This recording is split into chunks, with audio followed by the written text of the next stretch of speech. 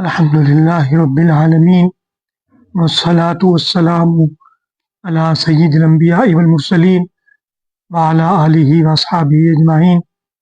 اعوذ باللہ من الشیطان الرجیم، بسم اللہ الرحمن الرحیم۔ فَلَنَسْأَلَنَّ الَّذِينَ أُرْسِلَ إِلَيْهِمْ وَلَنَسْأَلَنَّ الْمُرْسَلِينَ۔ صدق اللہ العظیم۔ محترم سامعین، آج ہم انشاءاللہ 7ویں تراویح کے اندر پڑھے جانے والے قرآن پاک کا خلاصہ سمجھیں گے انشاءاللہ۔ یہ تراویح 8ویں پارے کے نصف سے 9ویں پارے کے ثلاثہ تک کی تلاوت پر مشتمل ہے۔ سورہ اعراف میں ارشاد باری تعالیٰ ہے کہ اے لوگو، اپنے رب کو چھوڑ کر دوسرے سرپرستوں کے پیچھے نہ لگو، قرآن کی پیروی کرو۔ قیامت میں ان لوگوں سے بعض پرس ضرور ہوگی جن کی طرف پیغمبر بھیجے گئے ہیں، اور پیغمبروں سے بھی پوچھا جائے گا کہ تم نے اپنا فرض کہاں تک انجام دیا اور لوگوں کی طرف سے کیا جواب ملا۔ لوگوں کو قیامت میں میزان کے مرحلے سے ضرور گزرنا پڑے گا۔ اے لوگو، تمہیں زمین میں سب اختیارات دے کر بسایا، تمہاری پیدائش کے وقت تم کو فرشتوں سے سجدہ کرا کے عزت بخشی، اور تم کو نعمتوں سے مالا مال کیا، مگر تم لوگ کم ہی شکر گزار ہوتے ہو۔ اے بنی آدم، اللہ کی مقرر کردہ حد سے تجاوز نہ کرو۔ اللہ حد سے بڑھنے والوں کو پسند نہیں کرتا۔ اللہ نے حرام کر دیے ہیں بے شرمی کے کام، خواہ وہ کھلے ہوں یا چھپے، اور حرام ہے اللہ کے ساتھ کسی کو شریک کرنا، اور حرام ہے اللہ کا نام لے کر کوئی ایسی بات کہنا جس کے متعلق تمہیں علم نہ ہو کہ وہ بات اللہ نے ارشاد فرمائی بھی ہے یا نہیں۔ یہ بڑی اہم بات ہے کہ جب بھی ہم کوئی بات آگے پھیلائیں اور ہم یہ سمجھتے ہوں کہ یہ بات اللہ نے کہی ہے یا اللہ کے آخری نبی حضرت محمد صلی اللہ علیہ وآلہ وسلم نے کہی ہے، تو اس وقت تک اس کو آگے مت پھیلائیں جب تک اس کی تحقیق نہ کر لیں، کیونکہ وہ بات جو اللہ نے نہیں کہی اور وہ بات جو اللہ کے نبی صلی اللہ علیہ وآلہ وسلم نے نہیں کہی، ان باتوں کو ان کی طرف منسوب کرنا یہ بہت بڑا گناہ ہے۔ اللہ کے بارے میں آپ نے پڑھ لیا، اور اللہ کے نبی صلی اللہ علیہ وسلم فرماتے ہیں کہ جس نے میری طرف کوئی ایسی بات منسوب کی جو میں نے نہیں کہی، یعنی کہ میرے اوپر جھوٹ باندھا، وہ اپنا انجام جہنم کے اندر کر لے۔ تو ہمیں اس بارے میں بہت محتاط رہنا چاہیے۔ سوشل میڈیا کے اوپر بے تحاشا میسیجز چلتے ہیں، اور آخر پہ لکھا ہوتا ہے آپ صلی اللہ علیہ وسلم نے فرمایا، یہ شروع میں لکھا ہوتا ہے، اور جب تحقیق کرتے ہیں تو پتہ چلتا ہے کہ یہ حدیث نہیں ہے۔ تو اس معاملے میں بہت زیادہ محتاط رہنے کی ضرورت ہے۔ اللہ سے سرکشی کرنے والوں کا جنت میں داخلہ ایسا ہی ناممکن ہے جیسا اونٹ کا سوئی کے ناکے میں سے گزرنا۔ یہ بڑی دلچسپ اللہ نے مثال دی۔ اللہ تعالیٰ فرماتے ہیں ان الذین کذبوا بآیاتنا واستکبروا عنہا لا تفتح لهم ابواب السماء ولا يدخلون الجنہ حتی یلج الجمل فی سم الخیاط۔ اللہ تعالیٰ کہتے ہیں جو میری آیات کے ساتھ تکبر کرتے ہیں، ان کو ماننے سے انکار کرتے ہیں، ان کو جھٹلاتے ہیں، ان کے لیے آسمان کے دروازے نہیں کھولے جائیں گے، اور وہ جنت میں داخل نہیں ہوں گے یہاں تک کہ اونٹ سوئی کے ناکے میں سے گزر جائے۔ اب اونٹ کا سوئی کے ناکے میں سے گزرنا یہ ناممکن ہے۔ تو اس کا مطلب کیا ہے کہ جو اللہ کی آیات کو نہیں مانتے، ان کا انکار کرتے ہیں، اور یہ بھی انکار کرنے کی صورت ہے کہ آپ ان کے اوپر عمل نہ کریں، آپ ادھر سے سنیں ادھر سے نکال دیں اور ان کے اوپر عمل نہ کریں، ان کو آگے نہ پھیلائیں، ان کی ہدایات کو نہ مانیں، یہ بھی انکار کرنے کی صورت ہے۔ تو جو اللہ کی آیات کا انکار کریں گے ان کا جنت میں جانا ناممکن ہے۔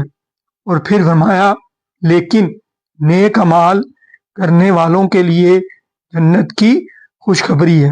اے لوگو تم اللہ کو پکارو خوف اور امید کے ساتھ، یقیناً اللہ کی رحمت لوگوں کے قریب ہے۔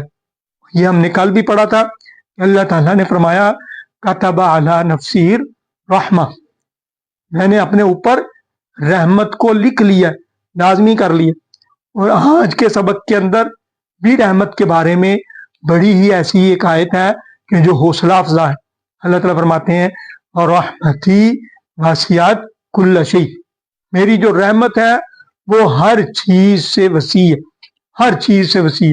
اللہ کا غضب بھی موجود ہے، اس کا سخت عذاب دینا بھی موجود ہے، اس کا جلد از جلد حساب لینا یہ صفت بھی موجود ہے، لیکن اللہ تعالیٰ کہتے ہیں کہ یہ جو رحمت ہے، یہ والی صفت، یہ جو ہے وہ یہ سبقت لے گئی ہے، یہ غالب آ گئی ہے غضب والی صفت کے اوپر۔ اس کے بعد اللہ نے متعدد پیغمبروں اور ان کی امتوں کے حالات اور واقعات کا ذکر فرمایا ہے، اور لوگوں کی سرکشی اور بدعمالیوں کی وجہ سے ان پر اللہ کی طرف سے مختلف عذاب نازل ہوئے تھے، ان کا ذکر فرمایا گیا ہے تاکہ لوگ نصیحت اور عبرت حاصل کریں اور دعوت و رسالت کو قبول کر کے ہدایت پائیں۔ یہ عبرت آموز واقعات سنانے کے بعد اللہ تعالیٰ نبی صلی اللہ علیہ وسلم سے ارشاد فرماتا ہے کہ اے نبی لوگوں کو یاد دلاؤ کہ ہم نے روز اول تمام انسانی روحوں کو جمع کر کے ان سے پوچھا تھا کہ کیا میں تمہارا رب ہوں؟ تو سب نے ایک ہی جواب دیا تھا کہ بے شک تو ہی ہمارا رب ہے، ہم اس پر گواہی دیتے ہیں۔ اللہ تعالیٰ فرماتا ہے کہ کیا لوگ اب اس اعلان کو بھول گئے جو شرک میں مبتلا ہو گئے؟ ان کے تب وعدہ کیا، اقرار کیا کہ اللہ ہی ہمارا رب ہے، اور پھر اس کے بعد اب جب دنیا میں ہے تو پھر اللہ کی بات نہیں مانتے، تو اس کا مطلب ہے کہ اس وعدے کو بھلا دیا، اس کی خلاف ورزی کی۔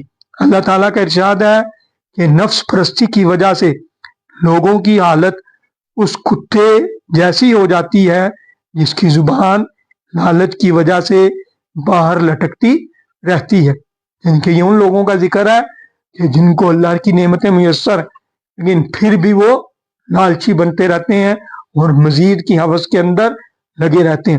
ایسے لوگوں کو اللہ نے جہنم کے لیے پیدا کیا ہے، کیونکہ ان کے پاس دل ہے لیکن ان سے سمجھتے نہیں، ان کے پاس آنکھیں ہیں مگر دیکھتے نہیں، ان کے پاس کان ہیں مگر سنتے نہیں، وہ جانوروں کی طرح ہے بلکہ ان سے بھی گئے گزرے۔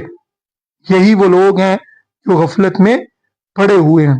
اللہ تعالیٰ نبی صلی اللہ علیہ وسلم سے فرماتا ہے کہ اگر منکرین آپ کو جادوگر یا مجنوں کہیں آپ اس کی کوئی پرواہ نہ کریں، آپ تو یہ فرما دیں کہ میں تو ایک خبردار کرنے والا اور خوشخبری سنانے والا ہوں ان لوگوں کو جو میری بات مانے۔